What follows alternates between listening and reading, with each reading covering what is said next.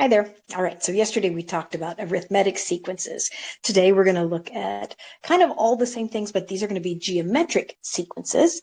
Now, we did start in class and do a little activity with the Tower of Hanoi. You're missing out on that. But let's go ahead and jump into what a geometric sequence is and how we can work with it. So first of all, what is it? Well, an arithmetic sequence was one where you kept adding the same number over and over and over. So a geometric sequence is one where you are actually instead going to multiply by the same value over and over. So that means, like on this example, 16, 8, 4, 2. Now, you might in your head think that you're dividing by 2, but it's not what you're dividing by, it's what you're multiplying by. So we would be multiplying by 1/2. And that is called the common ratio, that value that you are multiplying by. Yesterday it was the common difference, and we used a D. So this is the common ratio. We use an R. And I got something cut off on my notes here for some reason, but that's the value that you're going to multiply by over. So what that means is a recursive rule. Now remember, the recursive rule is the one that just kind of dictates what the pattern is going to be. So to find a particular term, say the nth term, you're going to look at the term before it. So that's called the n-1 term. And you're just going to multiply it by whatever that common ratio is. This is your recursive rule. Now, this is just a very basic kind of setup that tells you what the pattern is. More often, we like that explicit rule or general rule. And let's look at an example here that is worked out. Let's say that the first term was going to be a 4. And then our common ratio is a 3. So if I wanted to find the second term, then I would just take that first term, and then I'd have to multiply it by a 3. So the second term would end up being a 12. If I wanted the third term, I would have this first term, but I would end up having to multiply by 3 twice to get it down to the third term. On the fourth term, I would have to multiply it by 3 times 3 times 3 to get to the fourth term. And the fifth, and so you can see the pattern here. So let's see, could we write the explicit rule then? So to find a particular term, it looks like the pattern is that you're always going to start with that first term. So it would look like this, the first term. And then what I'm doing is I'm multiplying by 3. And how many times is it that I'm multiplying by the 3? Okay, well, hopefully you're catching on that the number of 3s is always going to be 1 less than what term you're looking for. So I'm going to take this times 3 n-1 times. Now, previously, that looked like this when we were doing arithmetic, but it's not that you're taking 3 times that number, you're taking 3 times itself that many times. So 3 times itself means you're going to be doing a power. So it's going to look like this. Okay, so that would be the explicit rule for this specific problem.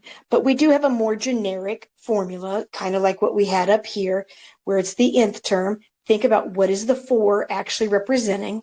Well, it's the first term. What is the 3 actually representing? It's the R value. So then our rule would be this right here. We already talked about the recursive rule. The explicit rule would be this right here. To find a particular term, you figure out what the first term is, then you're going to take it times R, and then however many times you want to multiply it by R is always going to be the power up here on the R. And sometimes we call that the general term. These are both rules that you're going to have to know inside and out, which hopefully you will by the time you're done with your homework. So then let's just practice using that explicit or recursive rule. And on this first example, it says writing recursive rules. All right, so let's see what we can do here. It says write the first 4 terms of a geometric sequence. The first term is 25, and our common ratio is -1/5. They want us to write the rule also. in addition to finding the 4 terms, write the recursive rule. All right, so just in general, I'm just going to list it out, not getting fancy with a whole bunch of notation. I just know the first term is a 5, and then my common ratio is -1/5. So if I multiply that times -1/5, I'm going to have a -5. If I take that times -1/5, I'm going to have a +1. If I take that times -1/5, I have a -1/5.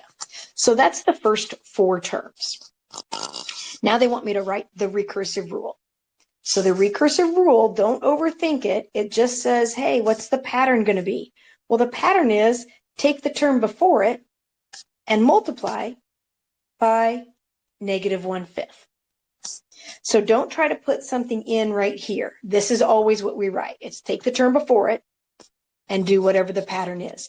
Now, it is nice to always, if you know what the initial term is, not only should you write what that is, you should also tell me then, oh, by the way, the first term is going to be a 25. That would be helpful to have as part of your recursive rule. All right, let's try using an explicit rule. Again, these are the ones we use more often. It says, given the first term of 64, and the second term is -16. Oh, look up here. This is what I'm looking for. I'm looking for the 6th term. Now, remember, our deal is that we're not going to just sit there and use the recursive pattern and then just type it in our calculator over and over, because I'm probably not going to be as nice on the test, or probably even on your homework, to give you something like the 6th term. I'm going to be more inclined to give you the 16th term or the 61st term or something like that. So you got to know the pattern and know the rules. So I'm going to use an explicit rule to do this. Now I am kind of in luck here because I am given the first term and then I'm immediately giving you the second term. So you should be able to figure out what the common ratio is from that. So what is it that I am multiplying by to get to here? So to do that, ultimately, you can see that it's getting smaller, so your common ratio is going to be a fraction. So what you can do is you can just divide that way to see what the common ratio is if you want. So a -16 divided by a 64, that would be a -1/4. So that's what I'm multiplying by, -1/4. All right, so the rule would look like this. To find a particular term, I'm going to take the first term, 64. I am going to multiply it by a -1/4 n minus 1 times. Okay, so that's the explicit rule. They didn't really specifically say to find that, but that's always my go-to. Now what I'm going to do is I'm actually going to answer the question. I'm going to look for the 6th term. So the 6th term would be 64 times -1/4 to the n minus 1. That's 6 minus 1, or you could just write a 5. Okay, now this is a little bit messy, and you're going to have to keep your answers as fractions. They're going to want them exact, so will I. So let's think about what's going to happen here. This is going to end up being a 64. And if you take a -1/4 to the 5th power, that negative to the 5th is going to stay a negative. It's going to, because that's an odd power, it's going to end up a negative. And then you take each, the numerator and the denominator, to the 5th. So 1 to the 5th power is still a 1. 4 to the 5th power, do you know what that is? I'm going to be nice. I'm going to tell you what it is. Oops, that moved on me. This would be a 1024 is what that is. 1024 is 4 to the 5th power. And now I have to multiply those together. Now I'm showing a lot of work here. Some of this I feel like you would be doing in your head, or you would recognize the process on it. But because it's notes, I'm showing some nice work here for us. And then I'd have to reduce this because you can't just leave it like that. It's actually very nice numbers here. 64 actually goes into 1024 16 times. This is going to end up being a -1/16. So that's the 6th term. Okay, so what's non-negotiable here? I'm going to say that writing the rule is a non-negotiable, and ultimately, I would like to see like this raised to the fifth. I'd like you to put in that that's the fifth, and then you can kind of just give me your answer. I feel like these two steps are a little extra. Okay, let's go ahead and look at the next example. It says find R, and this is a totally different sequence, so I just kind of split it in half here. Find R, find the first term, find the nth term. What that means is find the rule, find the explicit rule. What I'm telling you here is that the fourth term is 81, and the seventh term, oh, this doesn't come out nice. It has a decimal on it. Okay, that's all right. Let's break this down to something simpler, so see if we can figure this out. What's different on this one is that they didn't give me the first term like they did over here. Look how easy this was. They give me the first and the second term. It's exactly what I needed to work through this. They're giving me the fourth and the seventh term. All right, that is not as easy to deal with. So let's think about this. First of all, think about it first. Just let's back way up. If I was looking for the second term, I would be taking the first term times R. If I was looking for the third term, I would be taking the first time times R, or R squared. But that's not the only way you could think about this. I also could get the third term by looking at the second term. Instead of going clear back to the first term, what if I knew the second term? Then I'd only have to multiply by R once.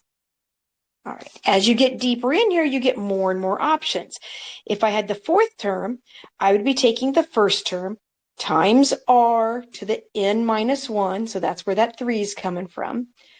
But if I didn't have the first term, which I happen to not have the first term on this example, I could base it off instead off of the second term maybe. But if I'm taking it from the second term, I would only have to multiply by R twice. Or if I based it off the third term, then I'd only have to multiply by R once. Okay, what we're looking for here is some kind of a pattern. So let's try it here on this one. If I was looking for the fifth term, and I knew the first term, then I would have to take R, or take it times R 4 times. That's the explicit rule, n minus 1 times. My boxes aren't going to be near big enough. That's okay. Now let's see, could you figure out this next scenario? What if instead of basing it off the first term, I based it off the second term? Then how many times would I have to take it times R? Well, only 3, because you were a little bit farther down the line. And if I'm a little bit farther down the line than that, from the third term, I'd only have to multiply it by R twice. If I had the fourth term, I'd only have to multiply it by once. Now, what I'm doing is looking for some sort of a pattern, because what I have is the fourth and the seventh term. The fourth and the seventh term. So ultimately what I'm going to have here is this is going to be like the seventh term, and I'm going to be basing it off the fourth term because that's what I know. So how many times do you think you would have to multiply by R? What is that exponent going to be? All right, so on the explicit rule version, remember this is always n minus 1. Well, it's n minus this term here, because right here, this is n minus 1, so that'd be 5 minus 2. That's what it's telling you. This one is n minus 3, so 5 minus 3.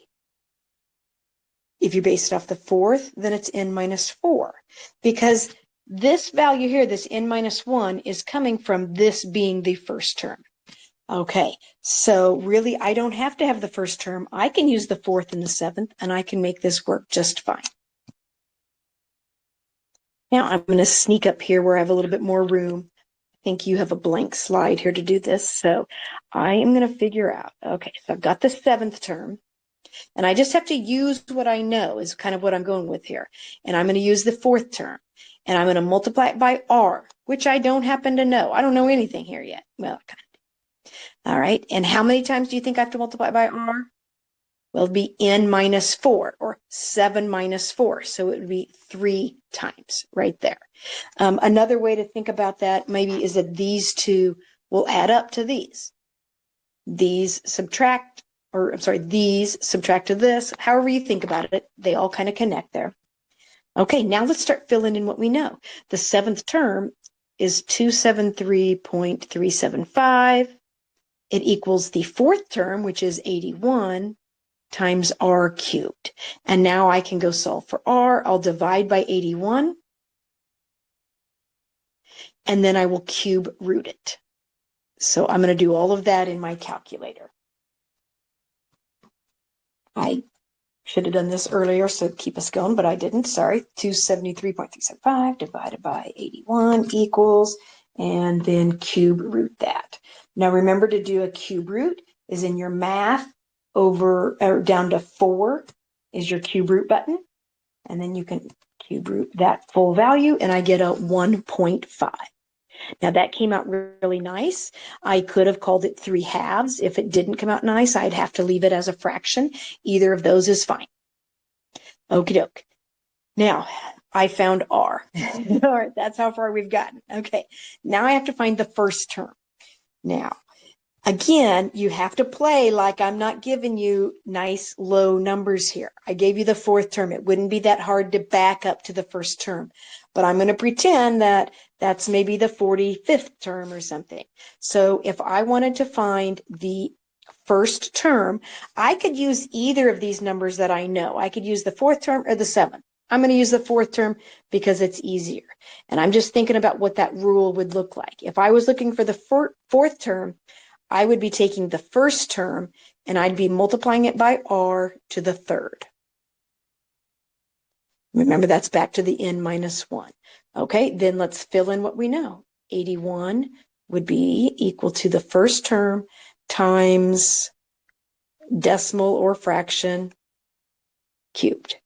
All right, so then I'm just going to my calculator. I'm taking 81 and I'm going to divide it by 1.5 to the third power. And I get the first term is equal to 24. Okie doke, got that one figured out. Now the nth term just means write your explicit rule. So my explicit rule would be the nth term. To find any term at all, I would take the first term, which is 24, and I would multiply it by 1.5, or as a fraction, 3/2 to the n minus 1. That's kind of your general term or general form or explicit rule. There we go. All right, so yesterday we talked a little bit about a kind of a little trick of how you can come up with a formula to find the sum of an arithmetic sequence. Well, I don't have a fun little way on this one, but this is the sum of a finite, notice, geometric sequence. So finite means that there's a definite end to the sequence, and then a geometric, you can see it's a lot fancier than yesterday's formula. So keep that handy. Let's try using it. And actually, hang on, before we do start using it, I do want to draw your attention to this right here, because this is where people kind of goof up. The capital S is the sum of n terms. All right, you got your first term. And then right here, you really, really, really got to pay attention to your order of operations. This power is going to happen before that minus sign there. So if this happens to be, let's say that r is a negative, you would take a negative to this power and then do the subtraction. Don't let the negative that you have kind of cancel each other out and then do the power. Make sure you're doing that order of operations. The directions on this kind of has us reviewing that summation that we did with that sigma. So it says expand the summation, then find the sum of the series. So first, the review of how do you expand a summation, and then we'll use our formula to actually find the sum. So on this first one here, remember how this works, that the 3 down here is the first number that you plug in, and you keep incrementing it by 1 until you get to this top number.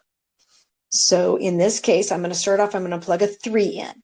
So 1/2 to the third power is 1/8 times 4 is 4/8, which reduces to 1/2. It is a summation, which means that you are adding, so put a plus sign, don't put a comma. And now we increment this. Now the 3 is going to become a 4. So putting that right here, 1/2 to the 4th is 1/16 times 4, that's 4/16, which reduces to 1/4. Now let's make n be 5. 1/2 to the 5th is 1/32, times 4 is 4/32, which would reduce to 1/8. Now we'll put in the 6.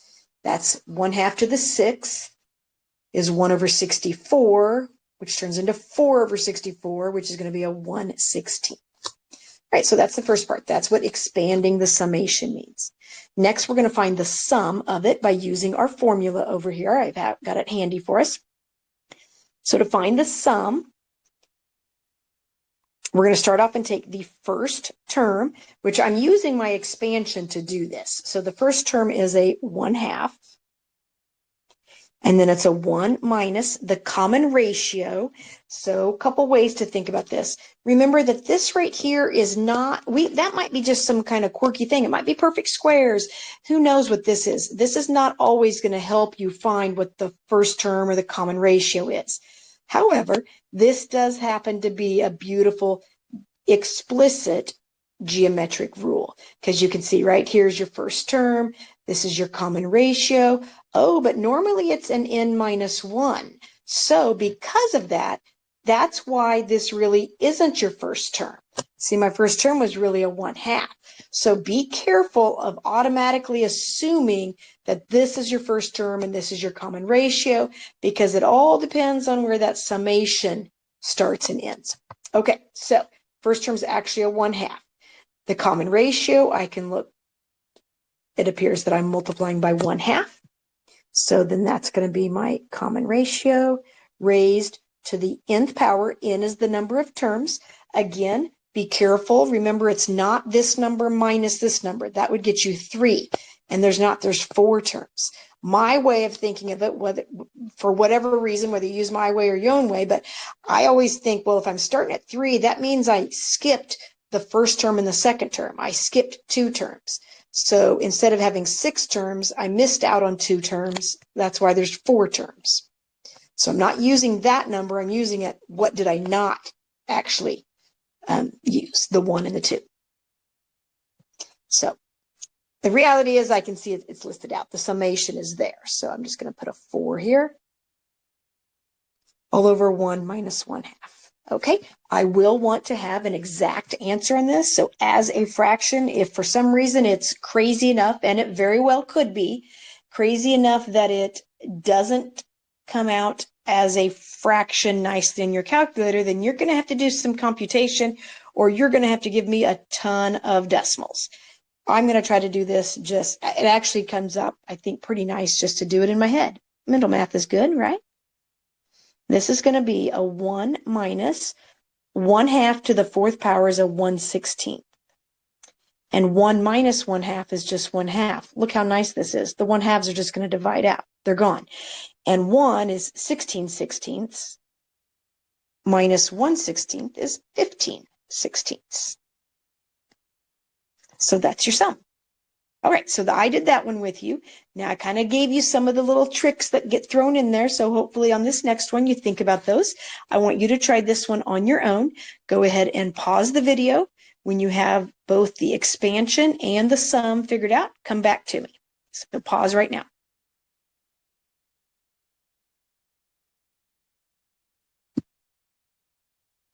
All right, check your answer against mine. If you agree, let's keep moving. If not, troubleshoot. This one, again, we're looking for the sum of the finite geometric series. And if I'm going to use this formula up here, something's different. What is it that we do not necessarily know on this problem? Well, I don't know the sum. That's what I'm looking for. I do know what the first term is. I can see that that's going to be a 3. 1 minus r. They didn't tell me r, but I can figure it out. Looks like I'm multiplying by 2. So then I know the r. N is the number of terms. That's what I don't know. I don't really know. This ... means there's a bunch of terms in there that I'm not sure. So the very first thing I have to do is figure out what n is. And I am not going to find that out in my calculator by just like times 2 times 2 times 2 times 2. That's going to take me a while. So let's just use that explicit rule to figure it out. So I'm going to go to an explicit rule. To find a particular term, I'm going to take my first term, I'm multiplying by 2 to the n minus 1. That's your explicit rule. But the thing is I know the 768th term. Let's put that in right here and see what n is for 768. So it would look like this. I'm going to divide by 3.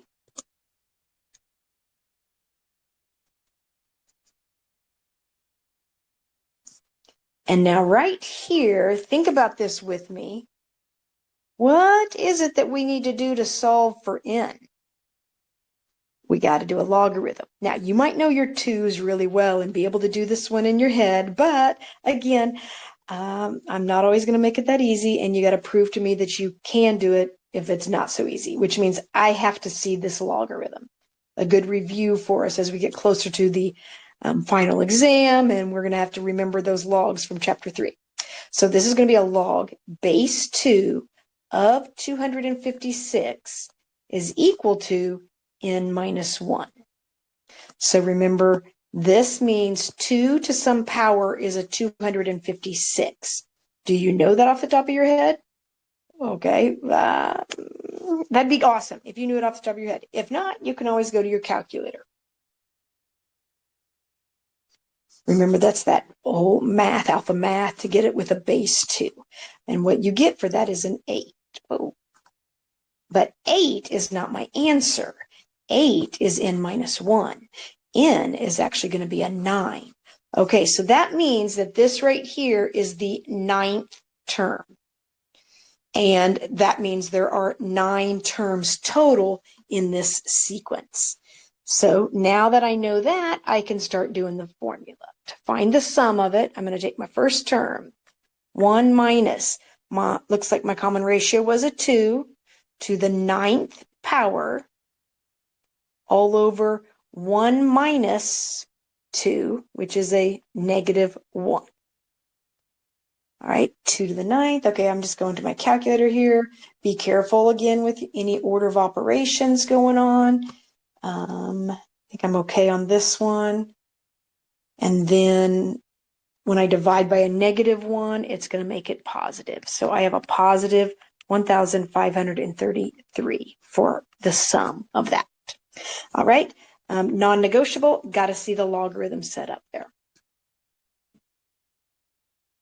All right, now I mentioned it earlier, but I'm not sure if you really caught that geometric, the sum of the geometric series formula was for a finite geometric series. Finite, meaning there's a definite number of terms. What if it's an infinite geometric series? Well, if it's an infinite, and we had that on that very first day when we were doing that summation worksheet where it just goes on and on and on and on, how do you find the sum of something that has no end to it? Wouldn't the sum just be infinity? Well, no, we talked about it then, and let's recap that and refresh your memory. It's not possible to find the sum of an infinite series. Okay, not really possible, but this is actually more of a calculus kind of a problem, and it is possible that it would have a limit that it approaches. We call that limit L, and this is actually, we'll get into limits and doing infinite series stuff here futuristically, but it's going to get closer and closer and closer to a particular value the more numbers that you add to this series. Now, I say that not always does that happen, but it can happen. If the sum of an infinite series does approach a number L, so it's approaching some limit, some number, as n approaches infinity. N is your number of terms. So the more and more and more and more terms that you add, the closer you get to this specific limit. If that works, then it says that it converges. That series is converging. If it doesn't do that, then we say that it diverges. If it is converging towards a particular sum, a limit, then we can actually find what the sum is. Granted that it's really what it's approaching, it's a limit, but it really works because if we're truly going to add an infinite number of values, an infinite number, then it's getting closer and closer and converging to this value we're talking about. So that's a calculus concept. Don't overanalyze it, but just go back to this whole idea of this is, I think, similar to the one we did on that day. If I had a 1/2, and it looks like I am multiplying by 1/2 here, multiplying by 1/2, multiplying by 1/2. Visually, here's the 1/2 that I have. Then I'm adding a 1/4. Then I'm adding a 1/8 and a 1/16. And the piece that I keep adding keeps getting smaller and smaller. It keeps getting tinier. And in fact, it's going to keep splitting the open spot. The next one's going to be a 1/64th and then a 1/128th. And it's going to get smaller and it's going to keep getting closer and closer. It doesn't feel like it's ever going to close the gap. It's going to keep filling in half of that white wedge there. But it is, if I really were to go into infinity, it is getting closer and closer, and it's approaching a full circle. And so this would actually be approaching one full circle. So this sum we would consider to be equal to 1 because it's approaching that limit as n approaches infinity. Now, the trick, though, is knowing when is that going to work and when is that not going to work. So in order for this scenario to play out to where you keep adding another value, but that value keeps getting smaller and smaller and smaller, what's going to have to happen for these numbers to keep getting smaller and smaller and smaller as you go?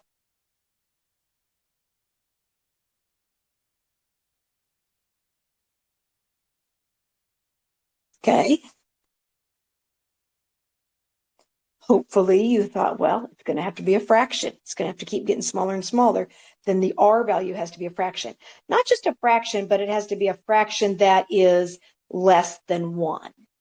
And we do put the absolute value around it to take care of any negatives that might be on your R value. So if the absolute value of R is less than 1, so it's going to be a fraction smaller than 1,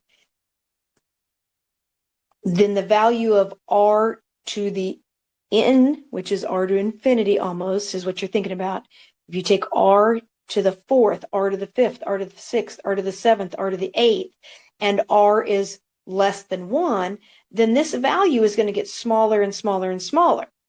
It's a 1/2, it's a 1/4, it's a 1/8, it's a 1/16. It keeps getting smaller and smaller and smaller as this number gets bigger and bigger and bigger.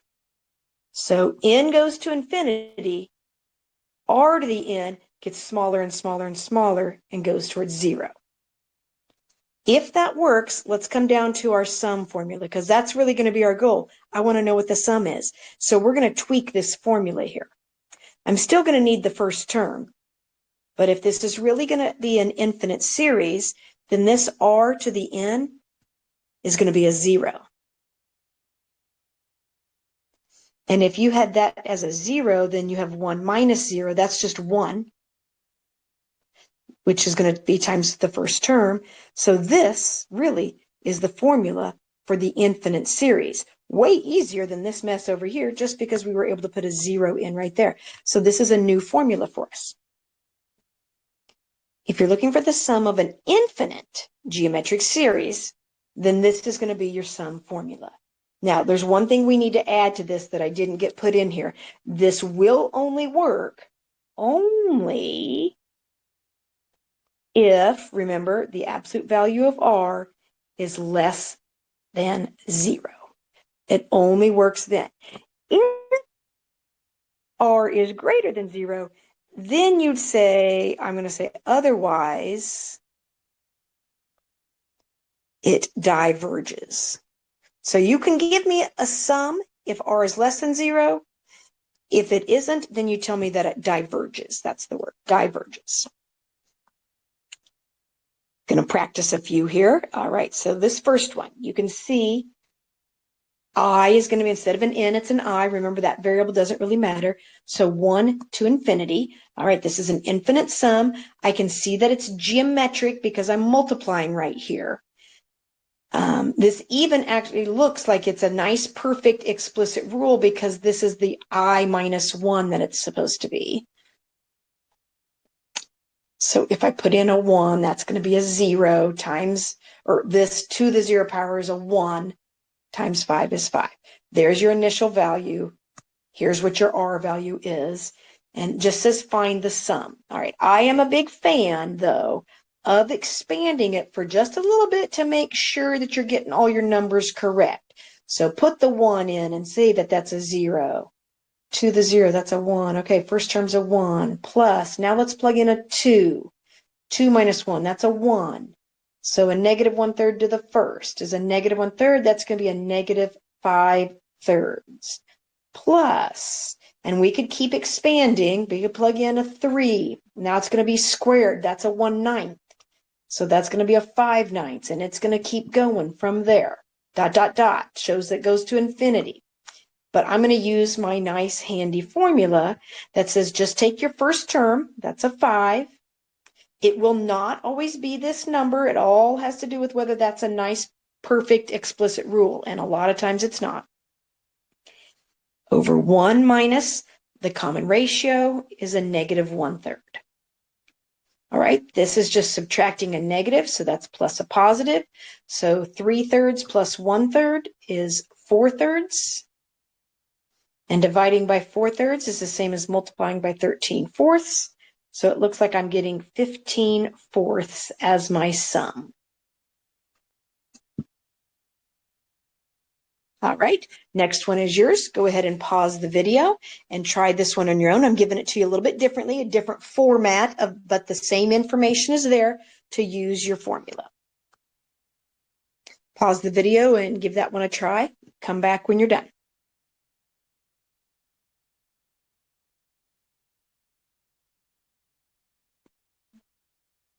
All right, here's how I would answer this. I'm not sure if you fell for it, but you cannot use the R infinite sum formula because R is greater than 1. So officially, I would like to see what your R value is, and then you tell me that the series diverges. For the sake of your notes, I go ahead and talk about why it's divergent. Okay, last thing. This is something that I never did learn when I was in high school. In fact, never knew this until I taught pre-algebra, and it was a little activity that we did in pre-algebra. And this, though, is the reason, in pre-algebra, we don't really talk this in depth, but here's the reason why this works. All right, so we've got repeating decimals. We know what those are. Here's an example, 0.5 repeating. So it looks like if you had a 0.5, we use that bar, or if you list it out, but it would go on forever. So that whole idea is actually that's an infinite scenario. And in fact, what is going on is to get this first 5, that's a 5/10 because it's in the tenths place. And then the next 5 would be a 5/100. So it'd be like a 0.05. So I'm taking a 0.5 plus a 0.05 plus a 0.005 plus a 0.0005. And actually, instead of writing those as decimals, I'm writing them as fractions. And so what I have here is a nice infinite sum. I am multiplying, if you look at that, what I'm multiplying each time by is a 1/10. Now, it wouldn't matter which decimal here, or which value, what digit I was repeating. It would look the same, except you'd have a different number on the top. But you'd still be multiplying by 1/10. So that common ratio is always going to be a 1/10 right here. So what I'm doing is I'm finding the sum of this. Well, I already know the sum is going to look like this as a decimal, but what does it look like as a fraction? So my first term is always going to be that first digit, but it's always going to be in the tenths place. So it's, in this case, it's a 5/10. Since this is always 1 minus 1/10, this is always going to be a 9/10. This is always a 9/10. This is always going to be that repeated number over 10. Pop it up and multiply by the reciprocal. The 10s cancel, and you have a 5 over a 9. Well, this 9 is always going to be there. This 5 is going to be whatever digit was repeating. So that means that if I was going to do 0.6 repeating, well, that would end up the same thing all the way through, except it'd be a 6/10, which would end up being a 6/9, which does reduce to 2/3. Hopefully you knew that a 0.6 repeating is just 2/3. That's where that's coming from.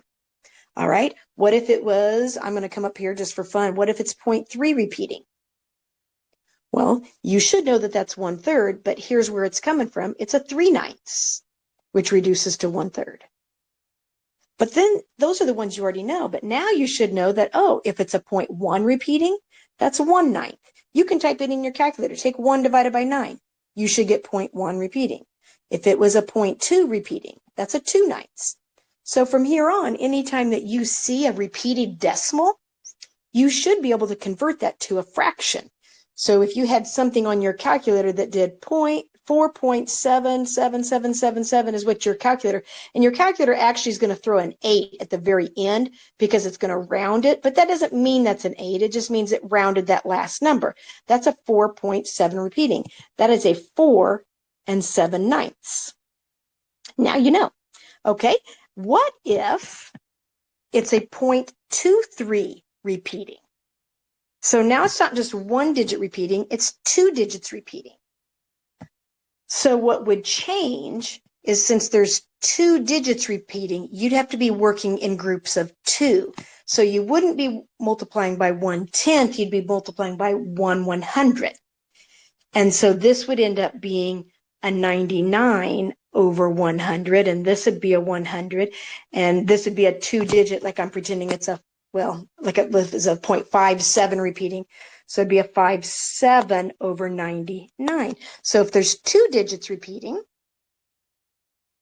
then you put it over 99. If there's 3 digits repeating, you put it over 999, and so forth. Okay, so what's the rule? I'm going to give you a second. Go ahead and you write whatever is going to make sense to you. I'm explaining how it works. You probably just want to write a little quick way of how you're going to remember how to set those up, so that anytime you have a repeated decimal, you can convert that to a fraction, an exact fraction. All right, and then that's my last slide. All right, good luck. Hope this helps.